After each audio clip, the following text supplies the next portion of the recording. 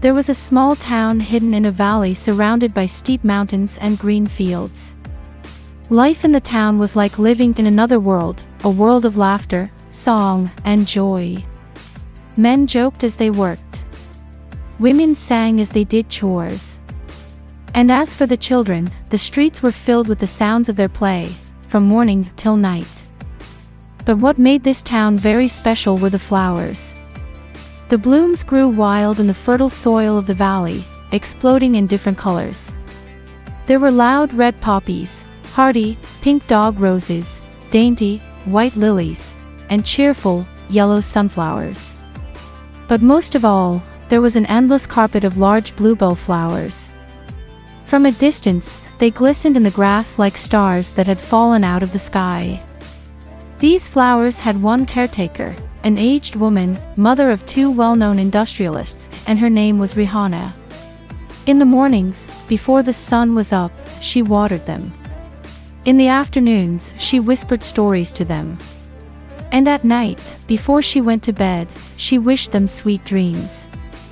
And so the flowers bloomed, for nothing makes a flower bloom more than love, and Rehana's joy became the joy of the town. And for a long time, everything was as it should be.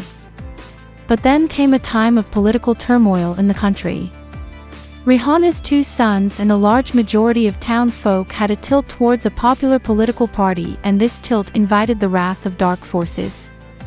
One moonless night, while Rehana was lying in her bed after a day's work, she heard it, a low rumbling, like the sound of a distant heavy machine, slowly trampling the earth. When she reached the window and turned her gaze towards the direction of the noise, she saw, in the distance, the glow of many headlights. Rehana thought it quite unusual at this hour of the night and ran towards her son's rooms and fiercely knocked at the doors to wake them up. Soon the whole house woke up, and considering the gravity of the situation, a few people rushed to the town to pass the news.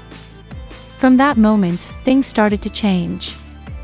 Dozens of black Toyota Vigo pickups soon arrived in the town and stopped in front of Rehana's house.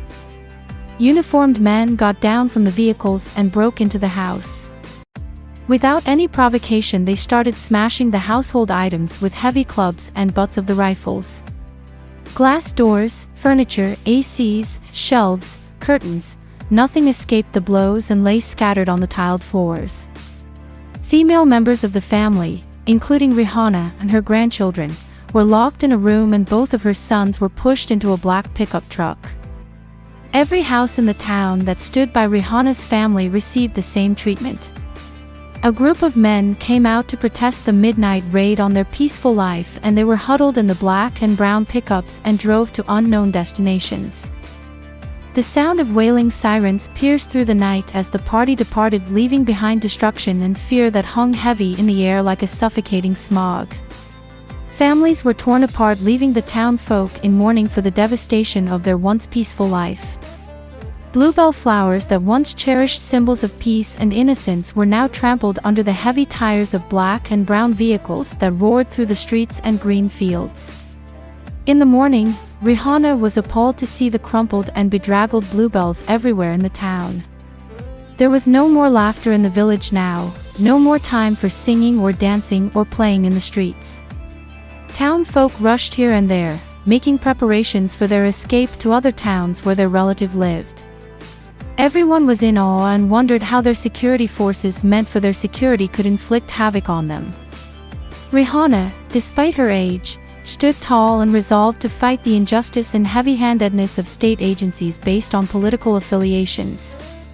She went from pillar to post to seek justice for her sons, but to no avail. She tapped the heavy and mighty doors of law to give relief for her imprisoned sons and other people of the town, but all she got was more rounds of black Vigo trucks. The atrocities of the state continued for 2 long years, but ruthless crackdowns were unable to break Rehana.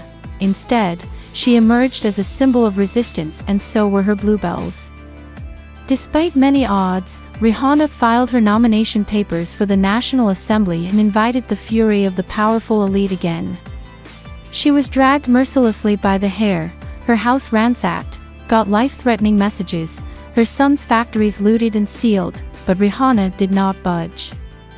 She refused to withdraw her nomination papers. Although every printing press refused to print her posters, anyone who came forward to support her was imprisoned, she did not despair. The old lady went door to door every day to create a public sentiment in her favor. Her relentless efforts bore fruit and she won the election. Her victory resulted in raised brows in the circles that matter, and they used their clout to hold the result of her constituency, but the evil could not last long. People revolted against the unjust and fraudulent rule of two families. Soon the winds of change swept through the country. Khan, after a year of illegal confinement, emerged as a towering leader. Pygmies that enslaved the people and usurped the national resources fled the country. The old way of life and the beauty of the bluebell flowers were restored. Slowly but surely, the flowers began to bloom again, reclaiming their place at the edges of fields and along the winding paths. Political prisoners were released and their chains of oppression were cast aside as they rejoined their families and friends. The sound of laughter once again echoed through the streets, mingling with the happy songs of birds and the rustling of leaves in the gentle breeze. And so, the town found its way back to happiness, its spirit unbroken by the trials it had endured. Rehana and the bluebell flowers stood as a symbol of resilience. The unflinching stand of a mother and the vibrant blooms of bluebells became a testament to the enduring power of hope and the triumph of peace over adversity.